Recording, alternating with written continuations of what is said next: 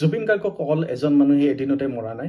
মোৰ বোধেৰে গোটেই অসমৰে এটা বিশেষ শ্ৰেণী মানুহে তেওঁলোকে জুবিন গাৰ্গক আগৰ পৰাই বহুত ব্যৱহাৰ কৰিছে তেওঁলোকৰ নিজৰ মুনাফাৰ কাৰণে, তেওঁলোকৰ বেনিফিটৰ কাৰণে। এয়া চিনেমাই হওক, এয়া গানেই হওক, সেয়া তেওঁলোকৰ ছ'চিয়েল কিবা ছাৰ্ভিচেই হওক, তেওঁলোকৰ ব্যৱসায়েই হওক, যিকোনো ক্ষেত্ৰতে জুবিন গাৰ্গক তেওঁলোকে আহি পেলাই তেওঁলোকৰ কামৰ বাবে ব্যৱহাৰ কৰিছিলে। আৰু সেয়া আপোনালোকে গমেই পায়, জুবিন গাৰ্গ এজন ইমান সহজৰ মানুহ, কিন্তু তেওঁ কেতিয়াও এই বস্তুবিলাক না কৰা নাছিলে। তেওঁলোকে দুৰ্বল হ'লেও জুবিন গাৰ্গক ফ'ৰ্চ কৰিছিলে, তেওঁলোকে ইনডাইৰেক্টলি কৈছিলে তেওঁলোকে যাবলৈ, তেওঁলোকক হেৰি কৰিবলৈ। আপোনালোকে যেতিয়া চায়, আনকি মৃত্যুৰ পিছতো জুবিন গাৰ্গৰ ৱাইফৰ লগত গৈ পেলাই মই দেখা পাইছোঁ তেওঁ নিজৰ কিতাপ এখন প্ৰমোশ্যন কৰি আছে, তেওঁ ফটো উঠিছে। তেওঁ সেই কিতাপখন নিয়া তাত কোনো যুক্তি নাছিলে, তেওঁ ফটো উঠোৱাৰ দৰকাৰ নাছিলে। সেই সময়ত নিজৰ হাজবেণ্ড মৰিছে, গৈ পেলাই ফটো উঠি পেলাই পুনৰ ফেচবুকত দিয়াৰ দৰকাৰ নাছিলে। এতিয়াও যদি দেখা পায়, জুবিন গাৰ্গৰ নহয়, অকল জুবিন গাৰ্গৰ মৃত্যুৰ পিছত তেওঁলোকৰ ৱাইফ, জুবিন গাৰ্গৰ ৱাইফ তেওঁলোকৰ টাৰ্গেট বৰ্তমান তেওঁলোকে জুবিন গাৰ্গৰ ৱাইফৰো কিবা এটা হোৱালৈহে মানে ৰখি আছে, মোৰ তেনেকুৱা লাগিছে।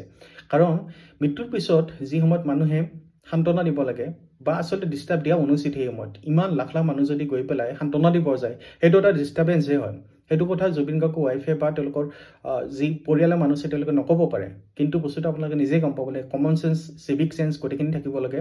আপোনালোকে গৈ পেলাই তাত সান্তনা দিবৰ গৈ পেলাই আপোনালোকে ভিডিঅ' বনাইছে, জুবিন গাৰ্গৰ ৱাইফে কান্দিছে নে কি কৰিছে। আৰু মিডিয়াকো মই কৈছোঁ, মিডিয়া গৈ পেলাই তেওঁলোকে আপোনালোকৰ মাইকটো দিয়া তাত যুক্তি নাই বৰ্তমান সময়ত। আৰু যদি কিবা এটা সুধিব লগা আছে, আপোনালোকে 15 ছেকেণ্ডছত 30 ছেকেণ্ডছত গোটেইখিনি কথা শেষ কৰক। আপোনালোকে পিছত জুবিন গাৰ্গৰ গোটেই হিষ্ট্ৰী উলিয়াই পেলাই আপোনালোকে 10-15 মিনিট গৈ পেলাই কোনো এগৰাকী মহিলাক সোধাৰ আপোনালোকৰ যুক্তি নাই, এই সময়ত স্পেচিয়েলি যেতিয়া তেওঁৰ হাজবেণ্ড ঢুকাইছে। গতিকে এইখিনি কমন চেঞ্চ আমাৰ মানুহৰ লাগিব। এনেকুৱা বস্তুবোৰে হয়তো জুবিন গাৰ্গক আগৰে পৰা বহুত আমনি দিছিল। আমি ৰিচেণ্টলি ভিডিঅ'টোত গম পাইছোঁ যে জুবিন গাৰ্গ কিমান তেওঁ ফ্ৰাষ্ট্ৰেটেড আছিলে, এই মানুহখিনিয়ে মৰা বুলি তেওঁক কৈছিলে, যে পিপলে তেওঁক এনেকুৱা কৰিছে, মানে মানুহখিনিয়ে তেওঁক ফ্ৰাষ্ট্ৰেটেড কৰিছে আৰু তাৰ বাবে তেওঁৰ খং উঠে।